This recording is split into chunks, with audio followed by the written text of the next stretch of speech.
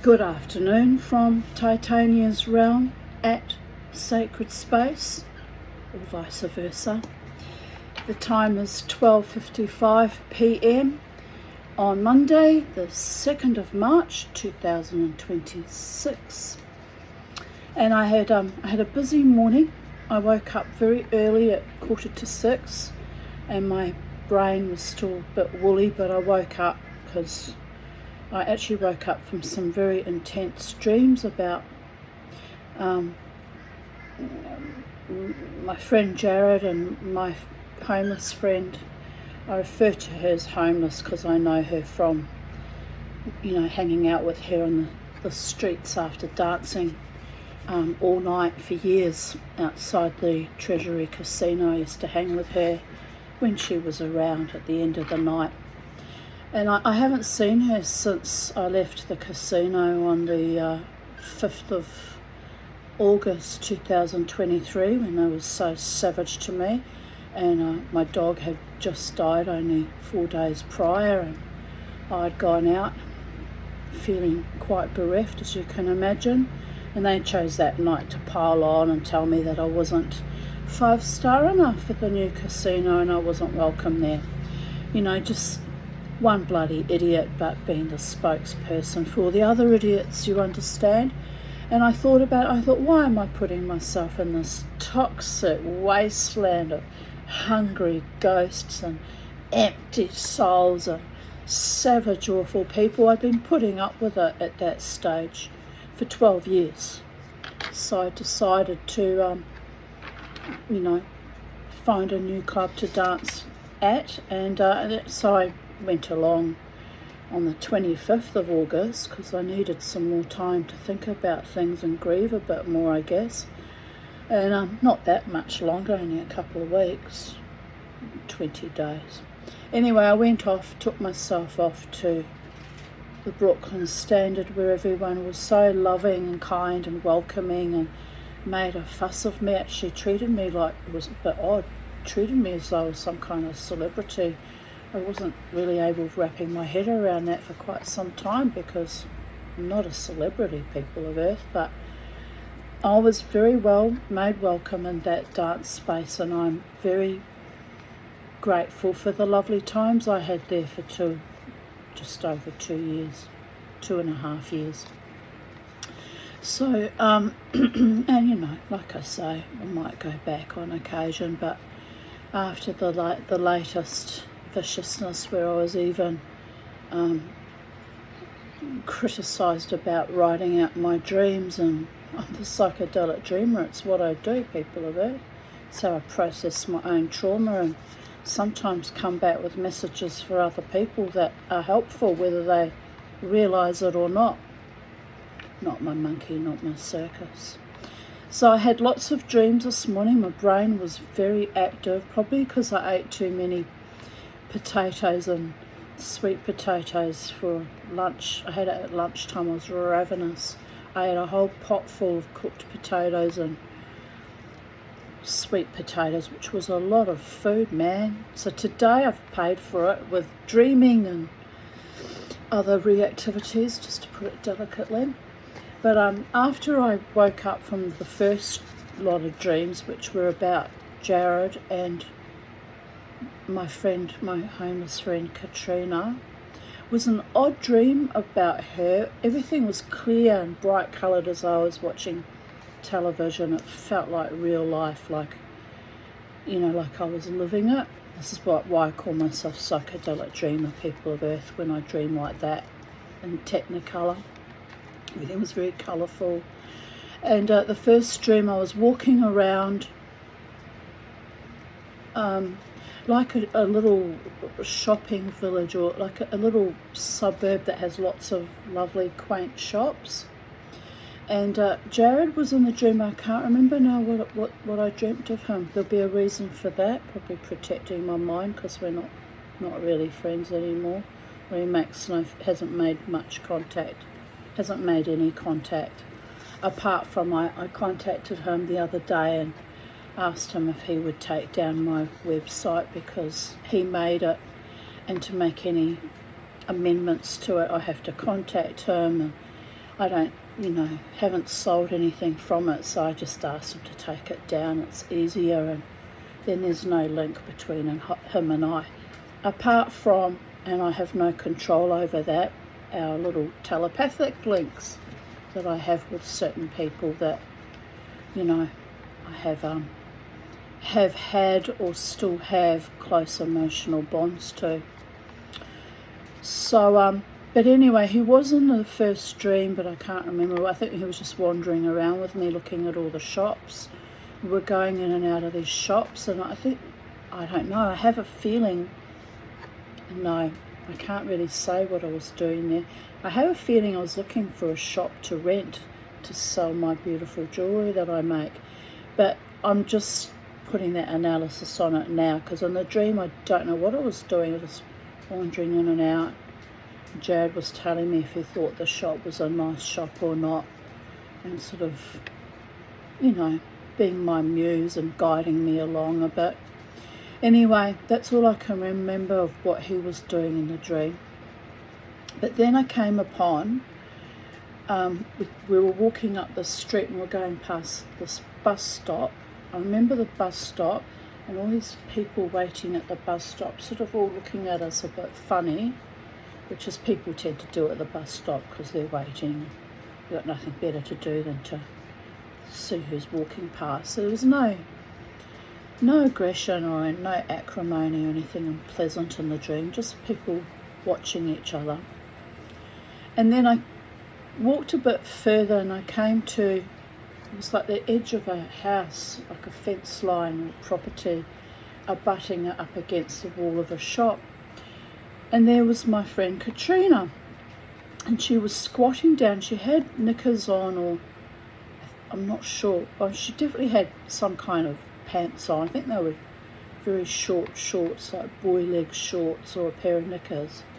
But she was scrunched down and looking down. She often sits like that, sits on the ground, cross-legged, but with her head down, depending, if she's feeling bright and cheerful that day or a bit down, like we all do. So I saw her quite distinctly, but the weird thing was she looked younger than I remember her. Like she looked like she was in her 40s, and she looked slimmer than I remember her. She's, chunky mama like me. So I sort of paused for a moment to really look at her, because I thought, is that my, I call my friends mine. I'm like that. It's kind of a bit of an English thing I picked up from English neighbours, I guess. So I sort of looked at her and went, is that my Katrina? And I actually said it out loud, is that my Katrina? And she lifted her head and she looked at me, and she did indeed look younger than she actually is in real life. But her hair was all black and curly and freshly washed and clean, and she looked really quite lovely.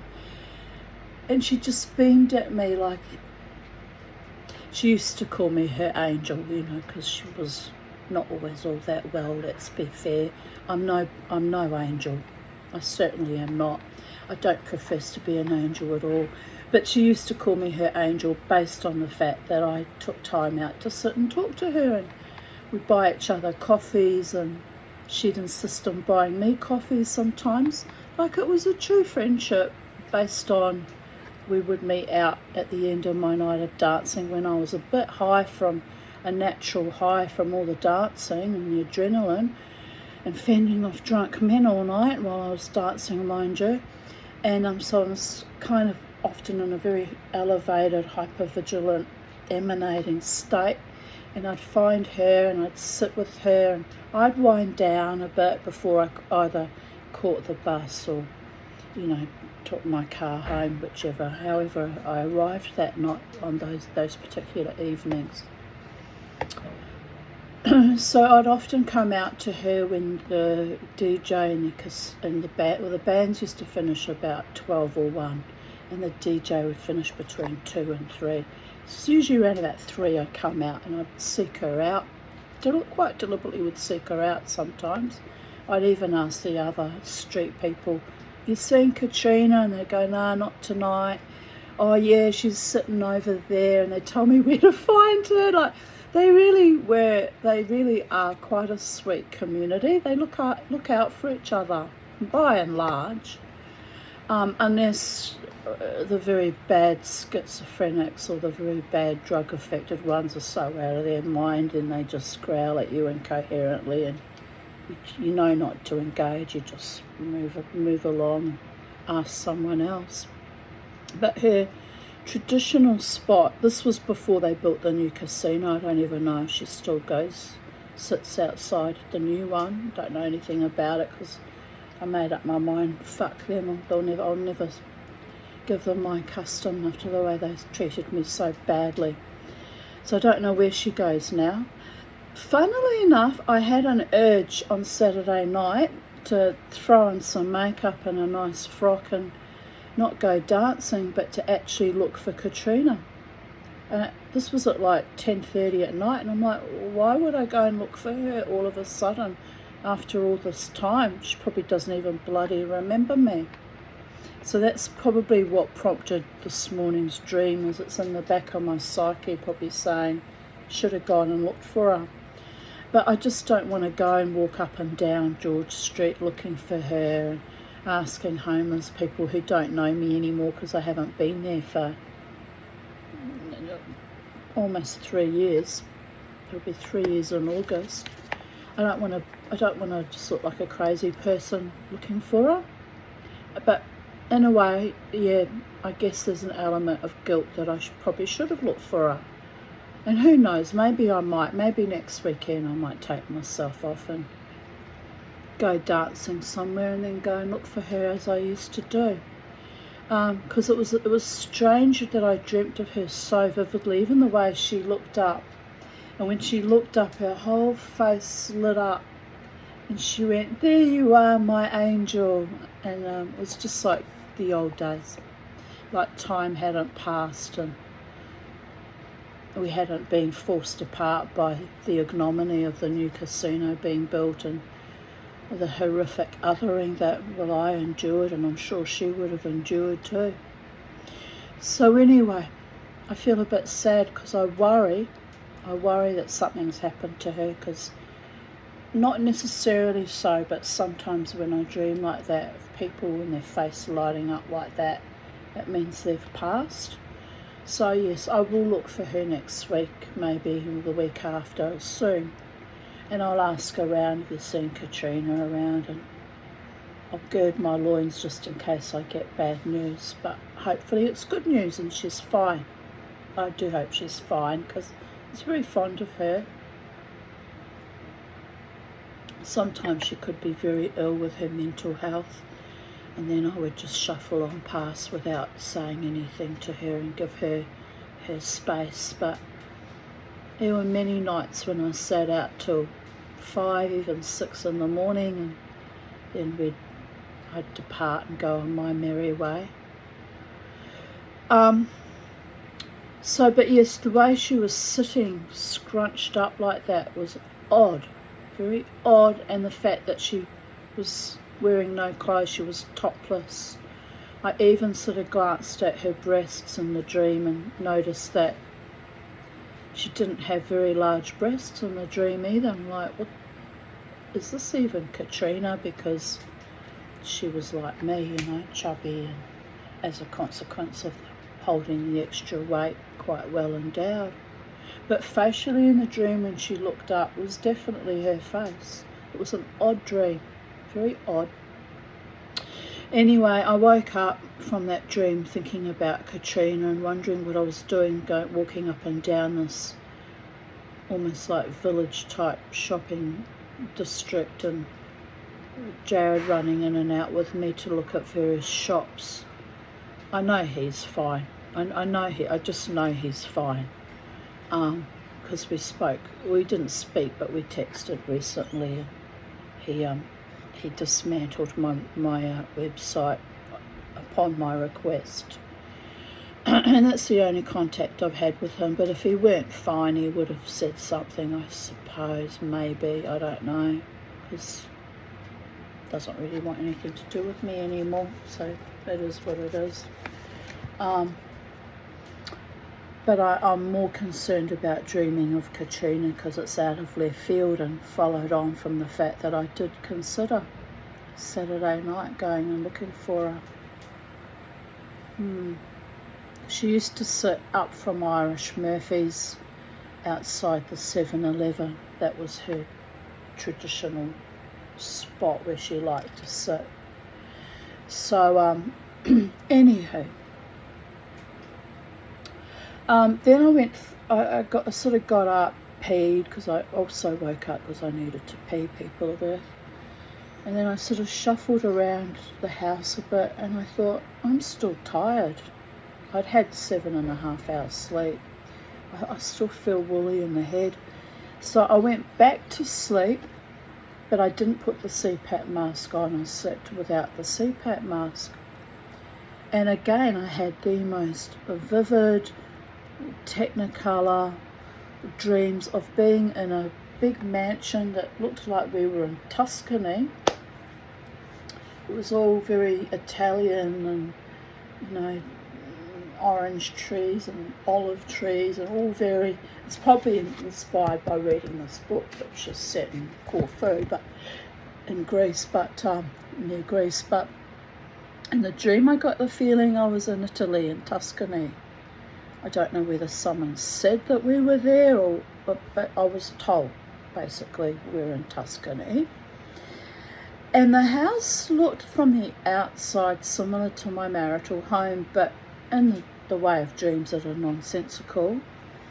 It was much bigger, like the size of a mansion. And my ex-husband was there. And I even said in the dream, what are you doing here? And he's like, it's my house too. And I went, well, it's my house. And I got the feeling we both owned this house, but we didn't actually live there, or hadn't lived there for a long time, or perhaps had just recently bought it or something. It was odd. And so he was wandering around looking at things, and I went, look, you're allowed to be here, but so am I, just stay out of my way. I said, I heard you stooping some woman last night, which is fine, we're a long time divorced, that wouldn't bother me. I said, so like, if you're going to have sex, can you just like tame it down a bit? Which is right coming from me, because, you know, I used to be a bit rowdy when I had lovers back in the day, like, you know, after my divorce. I was never unfaithful to that man, can you imagine? The sex was terrible, the attitude was terrible, the emotional abuse was terrible, everything was terrible, but I didn't cheat on him, even though he ran up and down all Capella shopping centre telling everyone that I was having a rip-roaring affair with my friend Jared, which wasn't true. And then years later he even said, yeah, I knew it wasn't true. So he just ran around being a drama queen, slandering me, just because he's a fucking sociopath, fucking arsehole. So you can imagine how I feel waking up from dreaming about him being in the same house, looking at all through the rooms of this lovely big mansion. The rooms were immense. Lovely it was. It was a lovely house, and the land was all colourful and bright and beautiful trees. And so anyway, at one point I said to him, you just go over there and I'll go over here and be quiet when you have sex. He just looked at me and shuffled off. And then I go down into the garden, and there's a man, quite a nice looking man. I can't remember what he looked like now, but in the dream I took notice and thought, oh yes. I said, and who are you? He said, oh, I'm the gardener. I'm your gardener. I'm paid to upkeep the grounds. Oh, I said, well, that's very handy, isn't it? I could do with a bit of help with the gardening, which is funny that my brain went there, because I'm trying to decide whether to buy a chainsaw or not so I can thin out some of my bamboo trees, and I haven't quite decided because I'm scared of chainsaws. But I think I'll buy one of those little electric ones, because I don't need a heavy duty thing. I'm only going to trim a few branches and cut down the bamboo. Might be, you know, alright, just get a battery operated one. I haven't decided though. There's one on sale through Amazon for $100, which isn't a lot, but whether it's going to do the job, I don't know. It's a chance you take. So in the dream, I'm looking at this gardener and, you know, admiring him, nice looking man.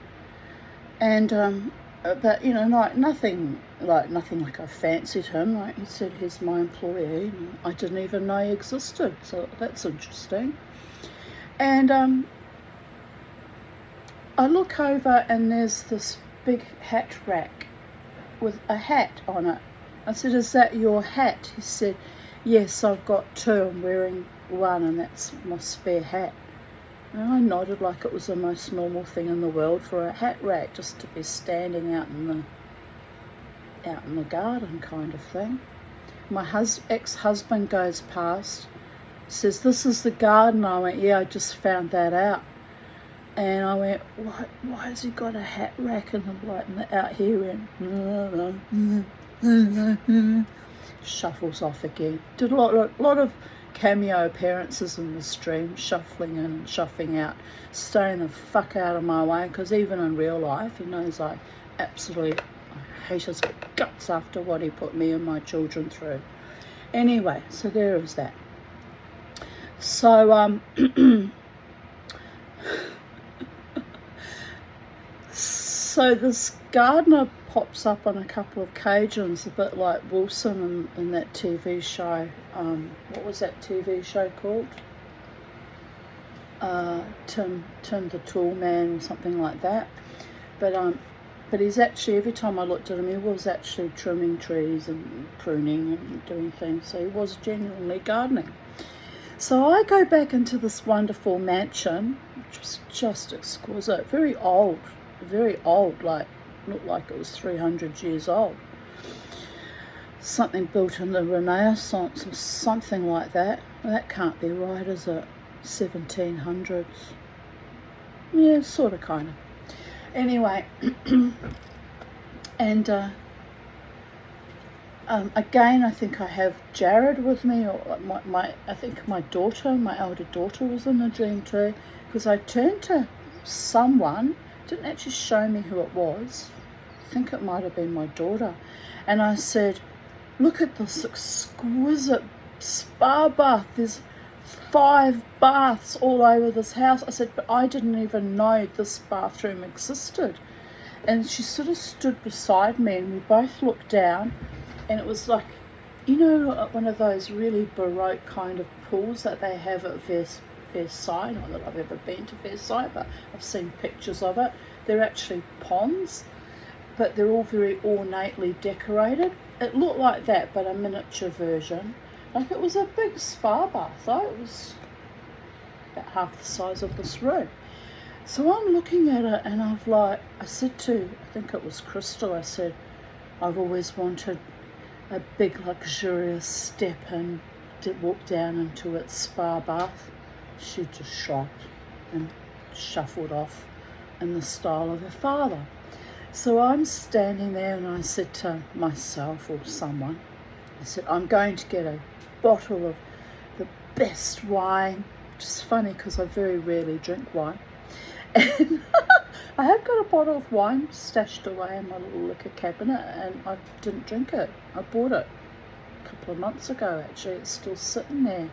Just don't even crave alcohol anymore. Not that I ever craved alcohol, but you know what I mean, like just neither here nor there.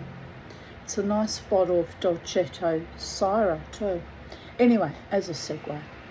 So I said to this person, I said, I'm going to fill that bathtub up and I'm going to get some hors d'oeuvres and some beautiful rich cheeses and a bottle of wine, and I'm just going to lie here in all my splendor and just luxuriate in this beautiful bath. And then the person kind of said, why this bath? There's 5 all over the mansion. I said, I don't know. I said, it's just so beautiful with all the ornate mouldings all done on each end and just looks so gorgeous and artistic and luxurious. I just see myself bathing in it. And they just nodded. And then the dream shifted because I said to someone, do you want a cup of tea? And oh yeah, I'd love a cup of tea. So I go into the kitchen and they had a great big commercial, like a big stainless steel. So it was about 1 metre wide, I guess it was really designed for making espressos and cappuccinos. And of course I kind of panicked because I don't know how to use one of those machines. Never had one before, you know. I'm not wealthy, and it was clearly meant for large, you know, coffee shops or restaurants or catering. So I'm looking around thinking, well, I'm probably expected to put on grand parties here now that I own this property, because look at this huge fucking machine. And I was struggling with it, trying to figure out how to boil the water in it to make a bloody cup of tea. And I think Jared moved back in then. We're obviously all wandering around looking at the house. And I said, I'm trying to work out how to make this cup of tea. And he just said, you just press this and you do this and it boils and it comes out here, and it's not that difficult. He always looks at me like I'm a bit stupid, you know, which he's been doing for quite some time before our friendship fizzled out.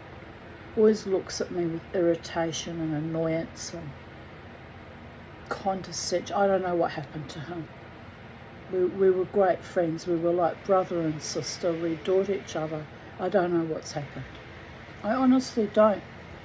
Apart from me going on about the fucking COVID apocalypse. Well, look at it. It's turned everyone I love rotten, condescending and evil and foul and hating me for no good reason.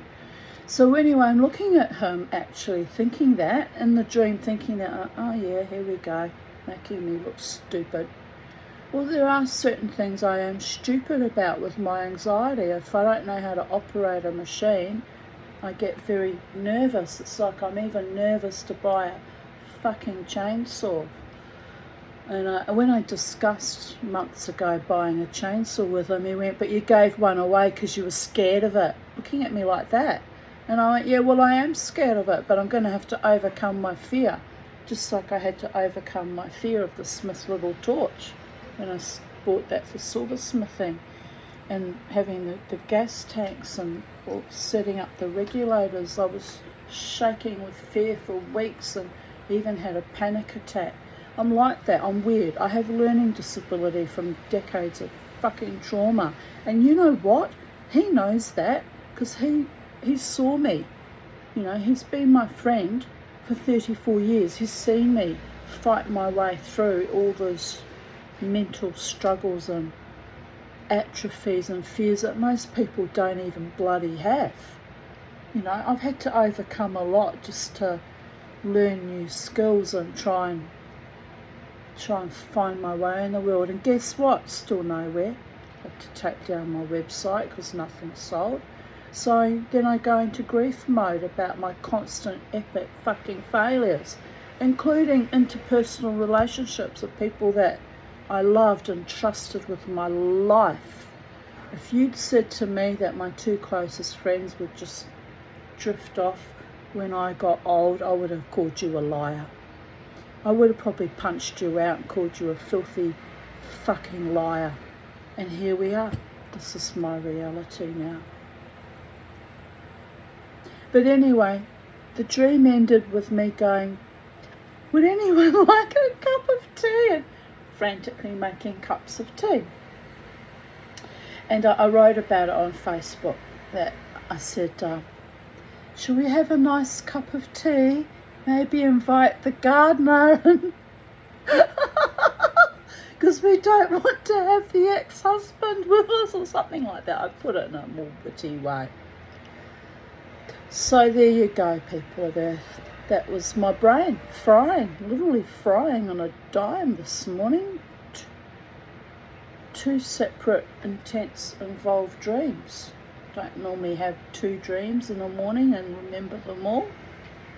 But yes, Tuscany. Looked awfully lovely. I'd love to go to Tuscany. Anywhere to get away from this hellscape where everyone I loved and put faith into and energy into and trusted have just dissipated like shadows of their former selves and just drifted off. It's appalling. Appalling, people of Earth. Right, on that note, here we are. We're 30 minutes in, sorry.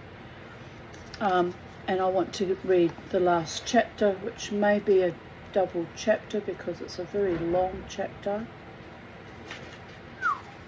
We'll see how we go.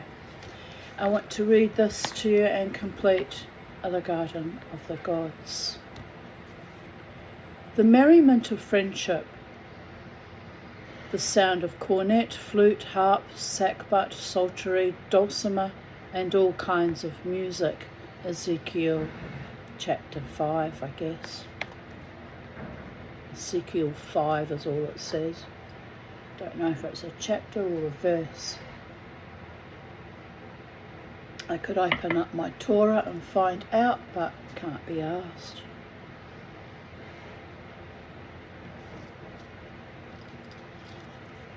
Right, let us continue reading. I should have some of that lovely adzuki. I made an adzuki hummus this morning. I've just finished it before I started filming. I should eat some of that. That can wait till after, I think. Right.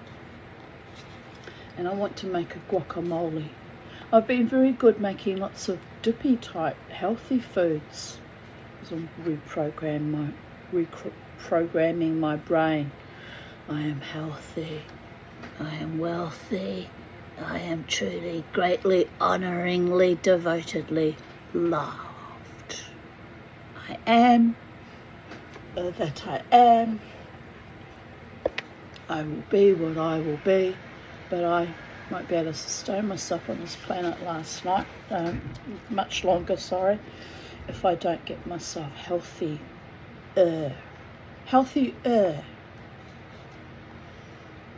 So anyway, it's interesting that since I started that affirmation, which was a few weeks back, that I've been making baba ganoush and now today a hummus, and eating more hummus that I was buying in from the supermarket, eating more vegetables, and not that much fruit, but a bit more than I normally eat, striving to get healthier, people of Earth. Because health is wealth. Trust me on that one. We're motivated and wanting to do more lovely things when you don't feel like a walking fucking dead zombie all the time. Right, we'll carry on with this chapter.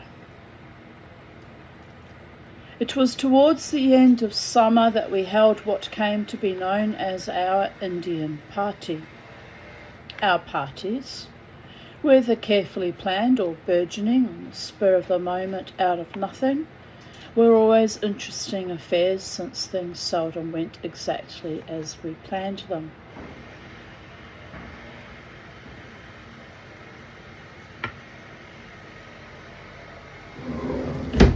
By all the gods. So, noises travelling in a strange direction. In those days, living as we did in the country without the dubious benefits of radio or television, we had to rely on some primitive forms of amusement as books, quarrelling, parties, and the laughter of our friends. So naturally parties, particularly the more flamboyant ones, became red-letter days, preceded by endless preparations. Even when they were successfully over, they provided days of delightful, acrimonious argument as to how they could have been better managed. We had had a fairly tranquil patch for a month or so. We had not had a party, and no one had turned up to stay, so Mother had relaxed and become very benign. We were sitting on the veranda one morning reading our mail when the party was hatched. In her mail, Mother had just received a mammoth cookery book entitled "A Million Mouth-Watering Oriental Recipes," lavishly illustrated with colour reproductions so lurid and glossy that you felt you could eat them. Mother was enchanted with it and kept reading bits aloud to us. "Madras marvels!" she exclaimed delightedly. "Oh, they're lovely. I remember them. They were a favourite of your father's when we lived in Darjeeling. And look, Consama's delights. I've been looking for a recipe for them for years. They're simply delicious, but so rich." "If they're anything like the illustrations," said Larry, "you'd have to live on a diet of bicarbonate of soda for the next 20 years after you ate one." "Don't be silly, dear. The ingredients are absolutely pure. 4 pounds of butter, 16 eggs, 8 pints of cream, the flesh of 10 young coconuts." "God," said Larry, "it sounds like a breakfast for a Strasbourg goose." "I'm sure you'll like them, dear. Your father was very fond of them." "Well, I'm supposed to be on a diet," said Margot. "You can't go forcing me to have stuff like that." "Nobody's forcing you, dear," said Mother. "You can always say no." "Well, you know I can't say no, so that's forcing." "Go and eat in another room," suggested Leslie, flipping through the pages of a gun catalogue, "if you haven't got the willpower to say no." "But I have got the willpower to say no," said Margot indignantly. "I just can't say no when Mother offers it to me." "Gigi sends his salams," said Larry, looking up from the letter he was perusing. "He says he's coming back here for his birthday." "His birthday!" exclaimed Margot. "Oh, good. I'm glad he remembered." "Such a nice boy," said Mother. "When's he coming?" "As soon as he gets out of hospital," said Larry. "A hospital? Is he ill?" "No, he's just having trouble with his levitation. He's got a busted leg. He says his birthday's on the 16th, so he'll try and make it by the 15th. "I am glad," said Mother. "I grew very fond of Gigi, and I'm sure he'll love this book." Excuse me. "I know. Let's give him a huge birthday party," said Margot excitedly. "You know, a really huge party." "That's a good idea," said Leslie. "We haven't had a decent party for ages." "And I could make some of the recipes out of this book," contributed Mother, obviously intrigued by the thought.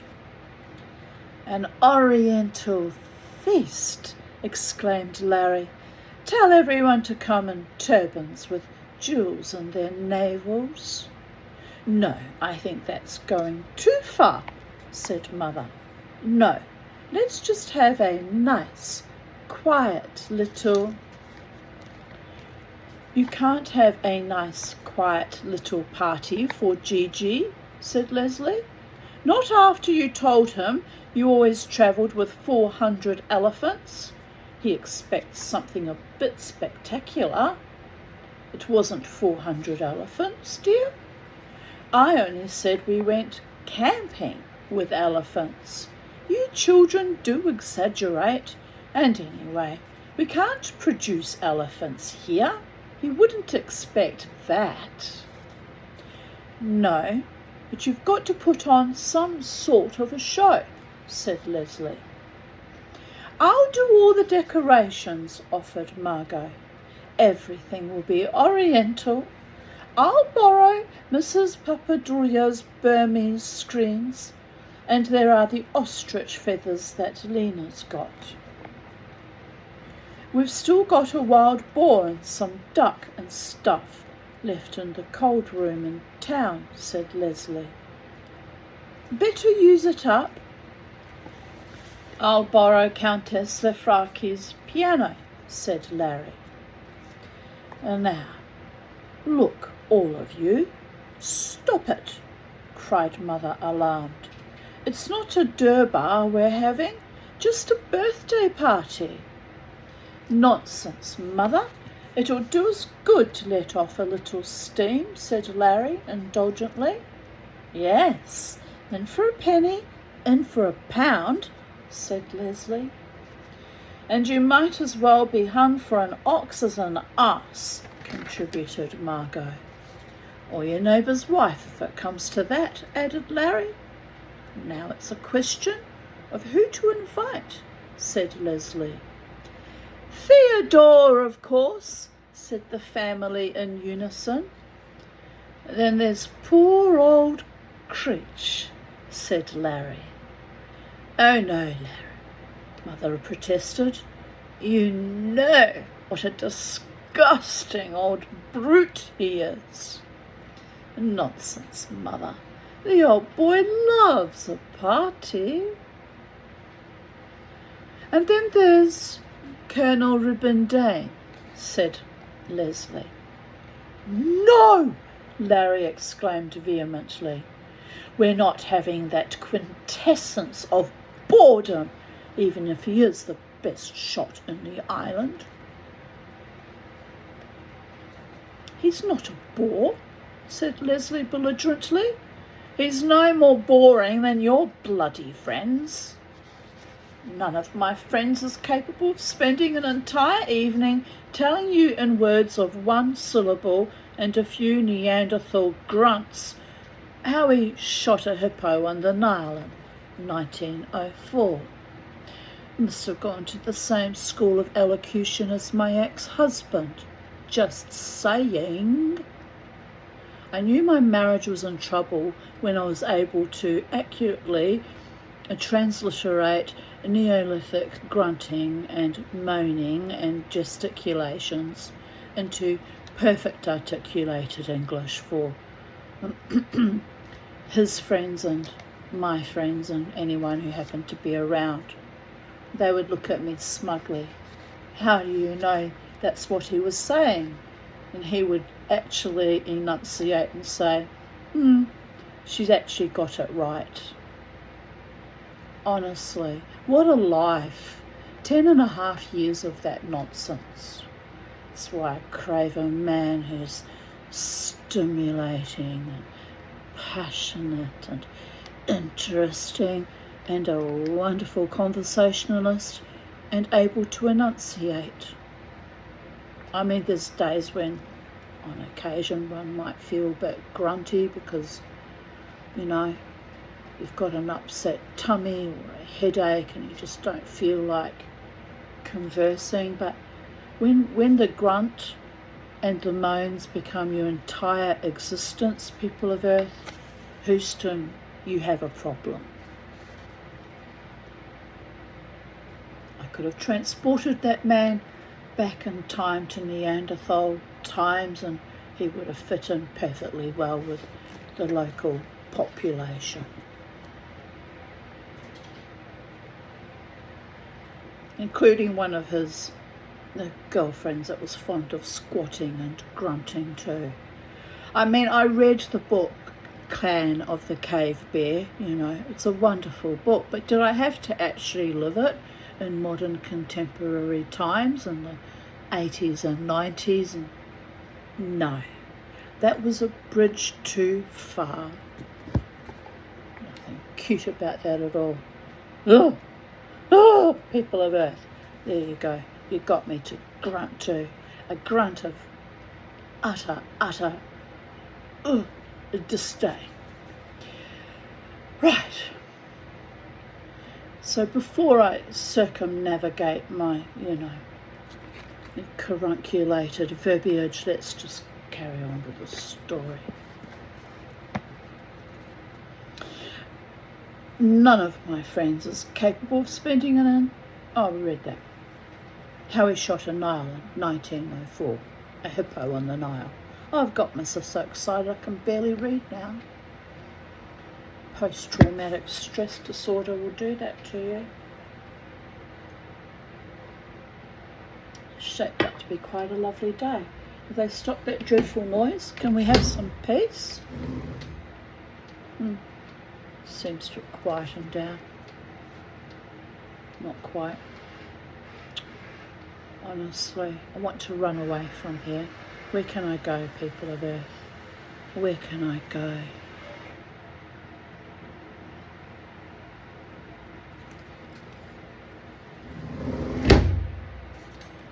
It's jolly interesting, retorted Leslie hotly.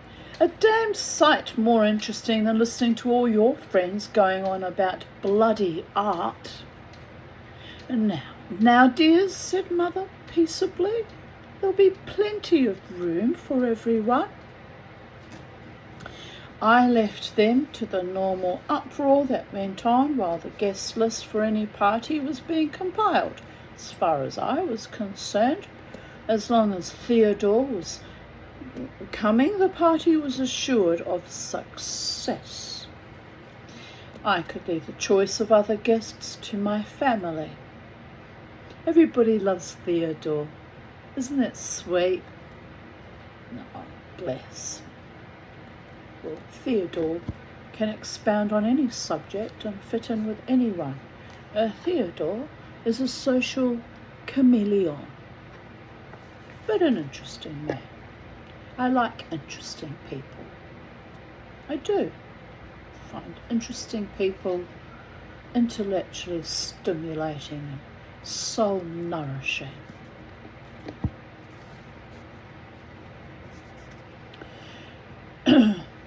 The preparations for the party gathered momentum.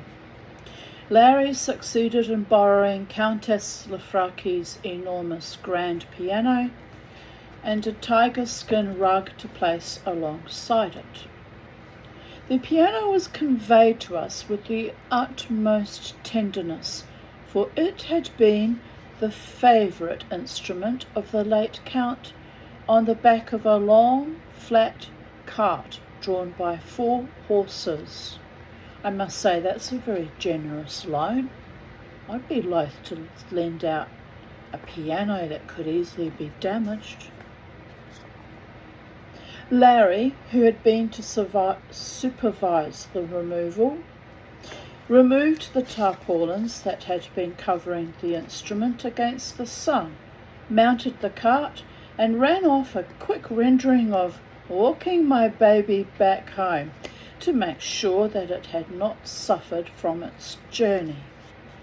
It seemed in good shape, a trifle jangly, and after a prodigious effort, we managed to get it into the drawing room. Planted, black and gleaming as an agate, in the corner, the magnificent tiger skin lying in front of it. That would be beautiful. I love my tigers alive, but, a tiger skin stretched out on the floor, or a lion's skin, very elegant indeed. I had friends from Rhodesia,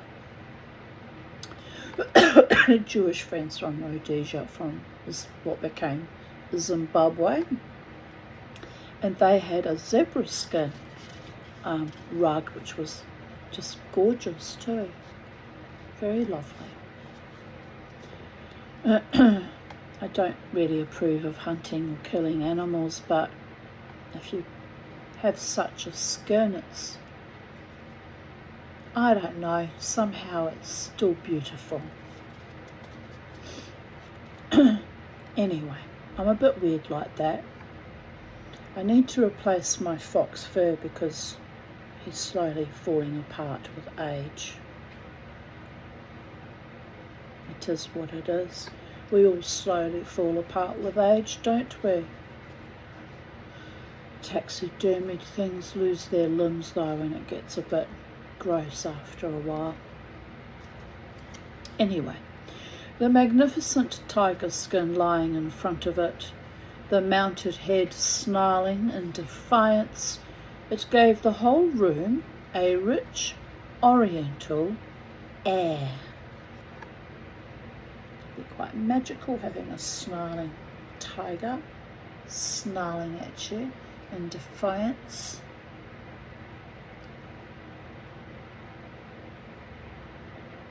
Better than a flaccid, flattened out Neanderthal grunting ex-husband appearing in my dreams.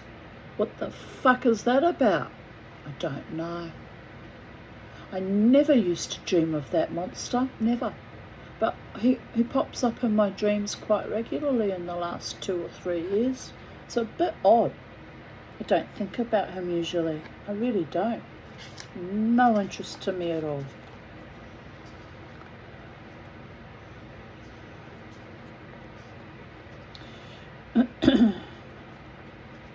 After the strangulation that he organised, I said to him, there is not one day of my life, future life, however long I live on this planet, however long I should be destined to draw breath, will I regret divorcing you. And never a day has gone past that I have had any ounce of regret. He was awful to me throughout my marriage. Not all the time, but at significant, really vulnerable times of my life when I was in serious life-threatening danger, like giving birth to both our daughters, for example, and other times when I was really in a state, he would do nothing but sink the boot in, figuratively. A foul creature, utterly foul. So I have no regrets.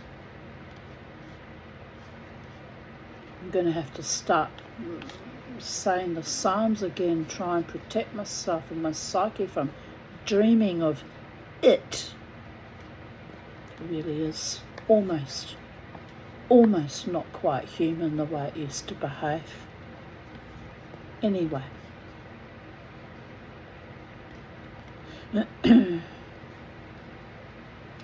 This was added to by Margot's decorations.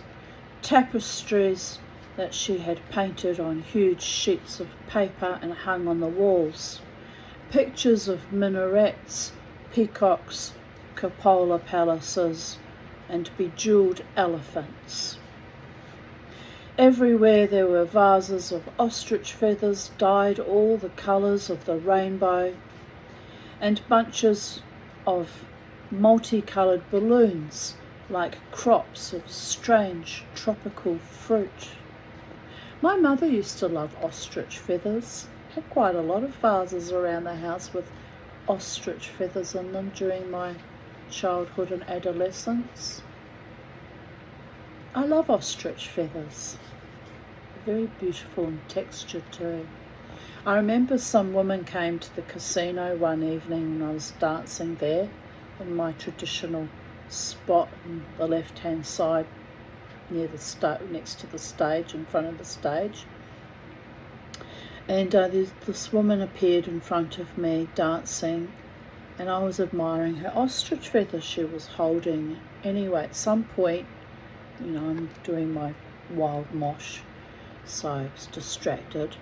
I looked down on the floor and there was the lady's ostrich feather. She had dropped it, or wouldn't have thrown it down deliberately, I don't think. And probably because she was a bit sozzled, she hadn't noticed she dropped it or missed it. And I looked at it and I was tempted to pick it up and keep it actually, but I thought, no, that's not fair. You don't do things like that. People pay a lot of money for ostrich feathers. They're an expensive item. So I picked it up, and I remember I was walking from the stage through the crowd. It was a very busy night, so there was a lot of people, so I'm shuffling my way, and as I'm walking I'm stroking the ostrich feather because I love the texture. And then to my right, I heard this audible gasp from a group of very lascivious men who thought I was making some other suggestion with the feather. And they all went, and they're looking at me like this. So I just shot them a filthy look, because that wasn't my intention at all, people of Earth. And I found the woman with another group of women. They were all holding up their ostrich feathers. And I went approached her and I said, "Oh, darling," I said, "you dropped your feather." And she went, "Oh, I really, it doesn't matter." And I went, No, you don't understand," I said. "Ostrich feathers are very expensive items, and I've made a point of giving it back to you." Oh, she said. She really didn't give a flying fuck. I could have kept it. She would have been none the wiser and nonplussed. But, I make a point, I have integrity of trying to do the right thing. Like the time one of the regulars there at the Treasury Casino, the Live Wire bar that I habitually attended, he was a bit odd, that man. His name was Frank. He was a bit odd. So he wore this big man's ring, and it was the Eye of Horus. And I had noticed it on his finger a few weeks prior, because I recognised it as the Eye of Horus. And I looked at it and I thought, I wouldn't have thought that bogan bloody idiot would have been interested in Egyptology. I actually thought that of him, that's interesting. He's gone up in my estimation. I just thought he was just some drunk lout, actually. He'd never been nasty to me, but I kept my distance, because he was always very drunk and that kind of bogan and rough around the edges. So I thought, oh, there you go. You can be surprised by people. He likes the Eye of Horus, which is a symbol actually of protection. So anyway, I didn't think anything more about it, and several weeks go by and I was dancing wildly, and he'd actually introduced me to his new lady he was seeing, who was like half his age. She was younger even than me, and I was a bit astonished, actually. She was a bit of a bogan Aussie chick, but she really was a live wire in the Live Wire bar. So he actually introduced her to me, and with real pride, to say, "I've got a girlfriend and she's young and no one wants you, Tanya." Kind of that flavour, but I wasn't bothered, because I didn't want anybody either, unless they were honouring and decent and respectful of me. So I just smiled, and I was happy for him that he found a woman at last, because a lot of the regulars there, like me, were all a bit quirky and odd, and even the men had trouble finding partners, quite frankly. It's no easy feat to find true love in that space. It really wasn't. And the vicious sabotage that used to go on that they did to me was evil, really evil. But anyway, I didn't have any hard feelings towards this man. I didn't really know him. Didn't bother me one way or the other. So anyway, this little lady, she was very petite and sexy, but vivacious and vibrant and out there. Actually, I loved her. She was completely wild. She came up and she started dancing with me, took a shine to me, and she said, "Oh yeah, see that guy, that's my man." And I went, yeah, he suggested so much. And she says, yeah, we've only been dating a few weeks, and just going on about that. And I'm like, oh, that's nice, dear. It's nice. I said, it's always nice when a relationship is new and exciting. Oh yeah, she says. Anyway, I've just got to plug us in soon. I was wearing one of my lovely corsets that night, because I often wear my corsets when I go dancing, and with a very nice skirt. Anyway, next thing I know, she put her hand down inside my corset, right down inside, like shoved it right down. And I said to her, I said, don't do that again. And she looked at me. I had no idea what was going on. Anyway, she went to put her hand down my front. I went, do that again and I'll knock your bloody block off. Okay, she said, okay. And she off we go, dancing wildly, like no hard feelings, carrying on. And, you know, she's getting quite drunk and turns to her man, his name was Frank. And it was all very bizarre, actually. And, of course, by 2 o'clock I'm tired, you know, so I leave the casino and go and look for my friend Katrina and hung out with her for a while. I was quite tired that night. I remember feeling really drained and exhausted because I'd really been power moshing and dancing wildly for hours. So I walk up to the Maya Centre and I go and get my car. Excuse me. And I drive home.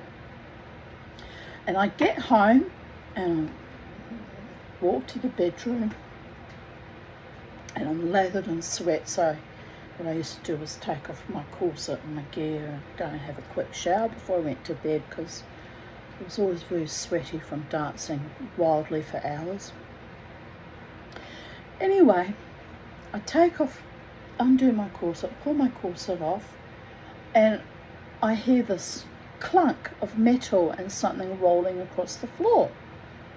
And I thought, what the hell is that? No idea. And I thought, well, I looked down, you know, my side of the bed and I can't see anything. And I'm too tired and I didn't care. So I went and had a quick shower and threw myself into bed. Anyway, I wake up in the morning and I roll over onto the opposite side of the bed, which I very rarely sleep on actually. So it was even weird that I rolled over that way. And I looked down and there was this big chunky man's ring. And I looked at it and I thought, where the hell did that come from? But then I remembered that I heard the chunk of metal and the rolling the night, you know, before I went to sleep. So I get out of bed, I pick up this ring and it's got the bloody Eye of Horus on it. And I recognised it then. I went, oh, that's Frank's ring. How did that get inside my corset? And then I remembered, I forget the young lass's name that he was dating. That relationship didn't last very long. She was too wild for him. Too young and too wild, too much. Oh, she was lovely. Forget her name now, but anyway, it doesn't matter.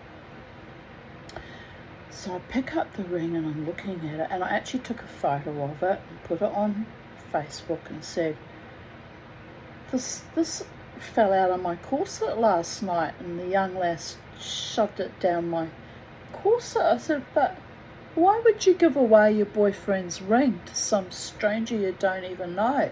It's a bit odd.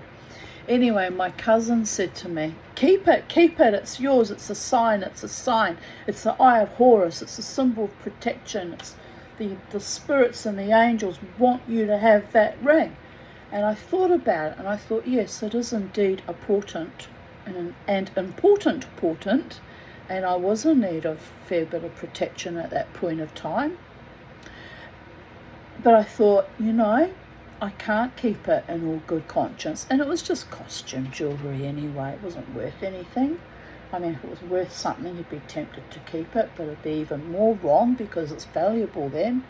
It was just some little trinket. But I thought, you know what?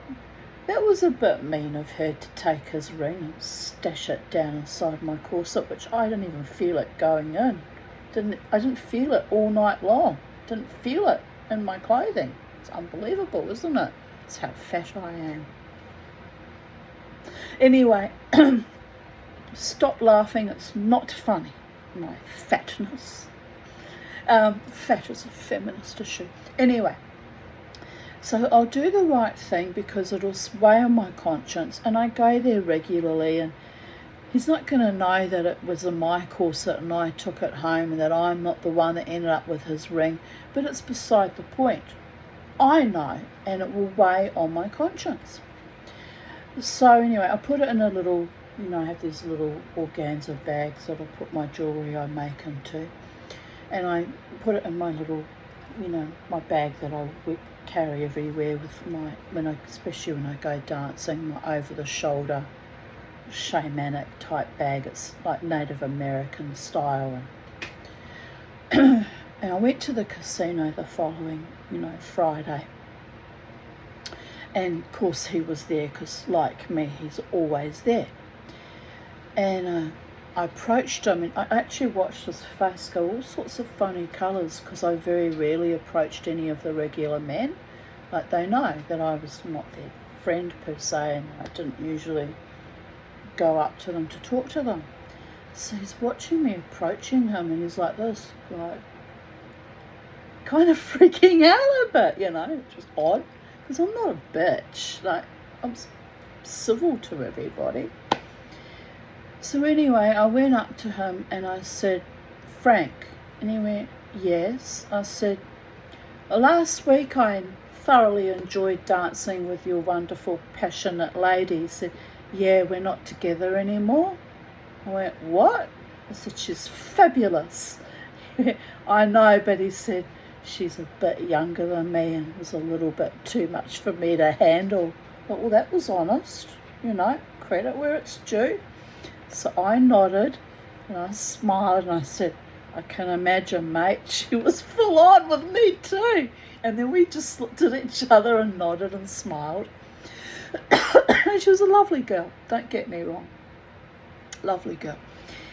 But I said to her, "This is going to seem very weird." I said, "But at one point during the course of our wild dance, she put her hand down inside my corset." "Oh, did she?" he said, looking with admiration, because he would never have dared to do such a thing. Probably being a man, I would have king hit him.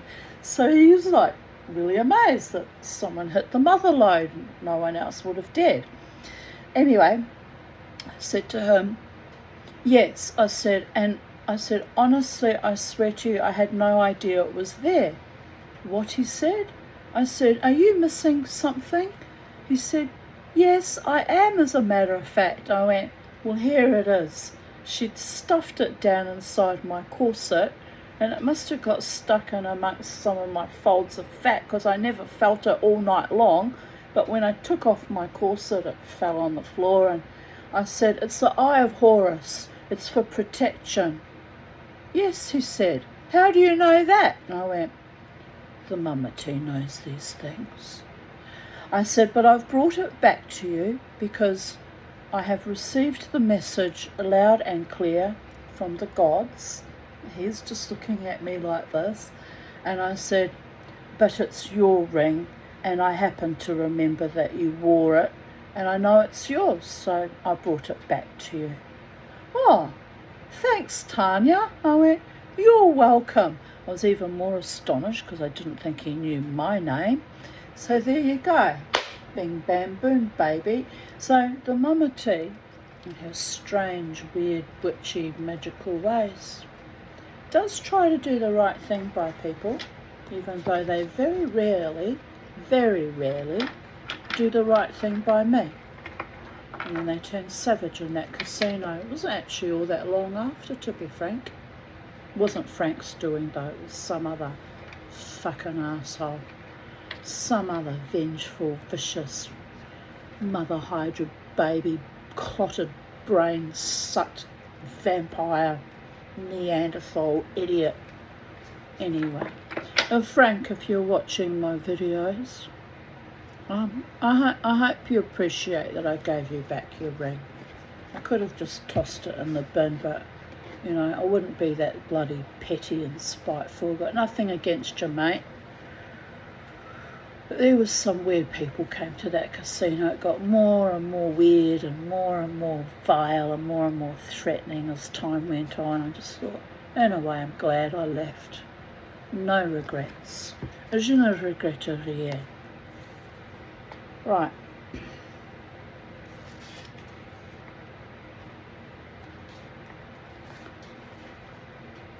Where were we?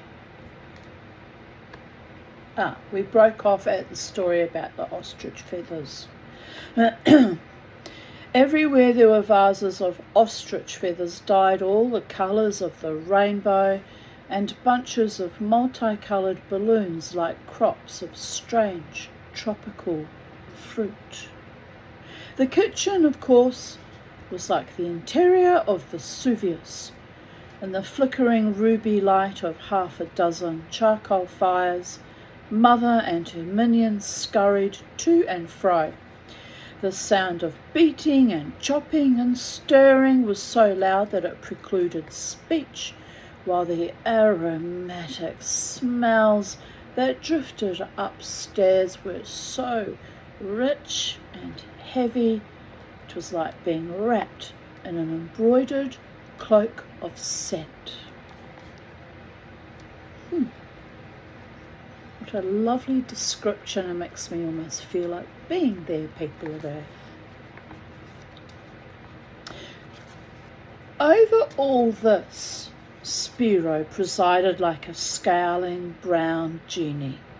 He seemed to be everywhere, bull-voiced, barrel-bodied, carrying enormous boxes of food. Are you playing with the bell? Good boy!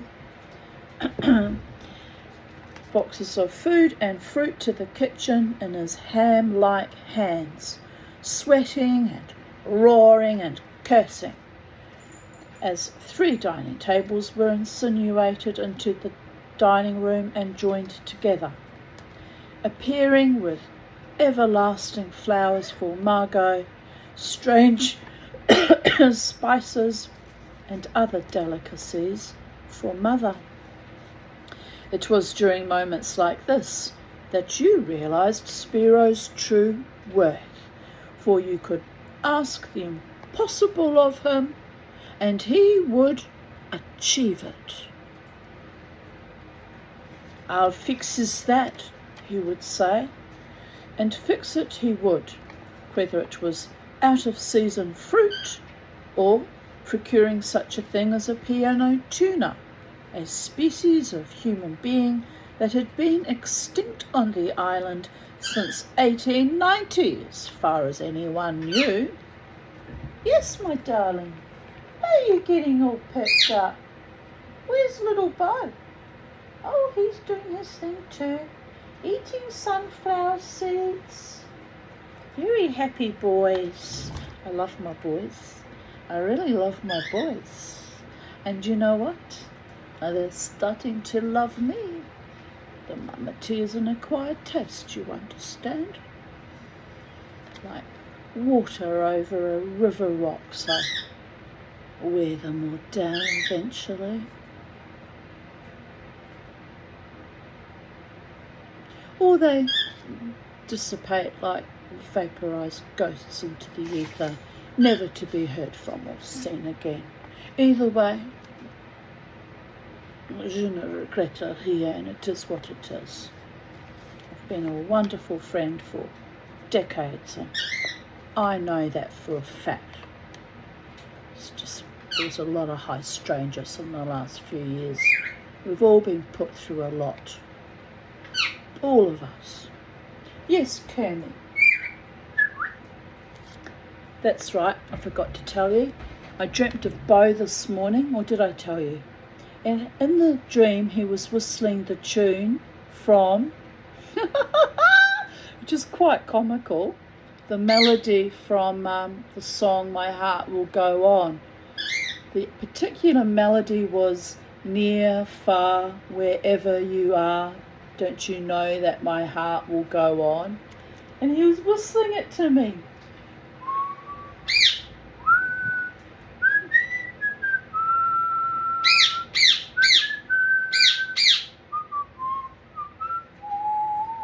Something like that.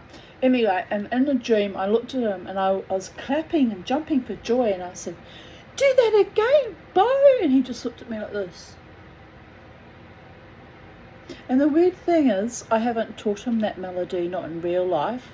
I've been trying to teach them to whistle the Goo Goo Dolls, but and the Dreidel song, and what was the other one? Alouetta, but they haven't learnt any songs. So it was quite strange that I was dreaming of him whistling that particular tune to me. Near, far, wherever you are, don't you know that my heart will go on? Oh, I'm romantic even when I'm unconscious, people of Earth. Shh, don't tell anyone, they'll all want some. Behoves me to have most of those people think I'm some kind of bitch, a cold ass, frigid, unattainable, cold bitch. But my real friends know that I'm not at all like that. I'm actually quite lovely. And when I'm in love, I'm in love. Steamy. Anyway, we'll reserve that for the next one, who will have to do quite a bit of jumping through hoops to convince me that he's genuine, because all the others proved otherwise. On that note, I'm going to go and make some toast. I baked bread in the bread machine yesterday, and I've got a craving for toast with azuki bean hummus. I'm hungry, really hungry the last 2 days. Don't know why. Probably because winter is coming. Like a bear, I'm preparing for hibernation. So yes, I'll go and put the toast in and I'll be back. Oh, what are the birdie boys doing? The birdie boys, the handsome boys, the pretty boys. Let me stick my head in the couch. And you'll give me kisses. You gonna give me kisses? No? She says, no, Mama. No, Mama.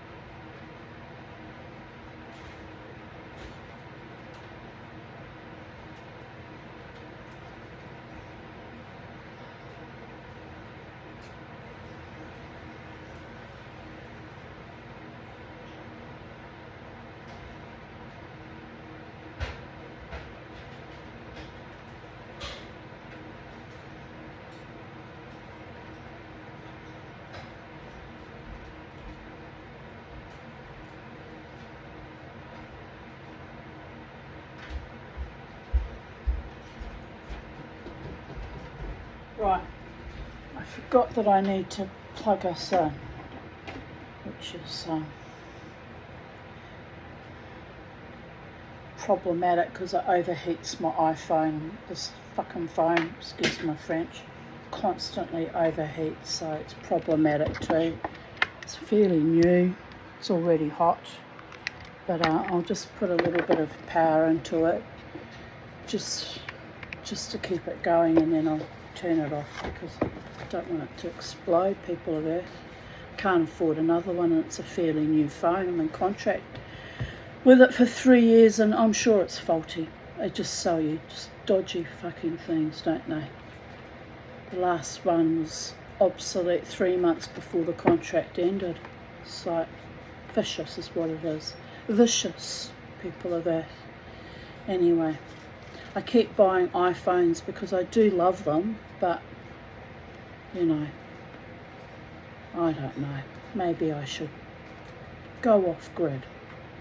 Anyway, we'll carry on with the story while I'm making toast. At last, everything was ready. The sliding doors between the dining room and drawing room. How hot is this phone already? Quite hot.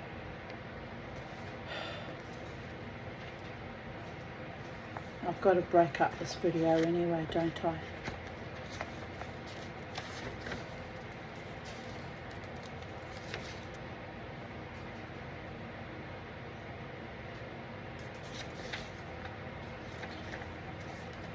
Actually, let's break it up here. I'll stop and have a bit of a lunch break. and I'll come back to complete this video when my iPhone's cooled down, because I really do worry about it blowing up, and my laptop's kaput, so I don't have any other options, and if I wreck this I'll be in debt for another 3 years plus, need to buy another phone on top of that. I won't be able to afford it. So I'm freaking out, people are there. Freaking the fuck out. Anyway, I'll be back in due course. Love to you all. Bye.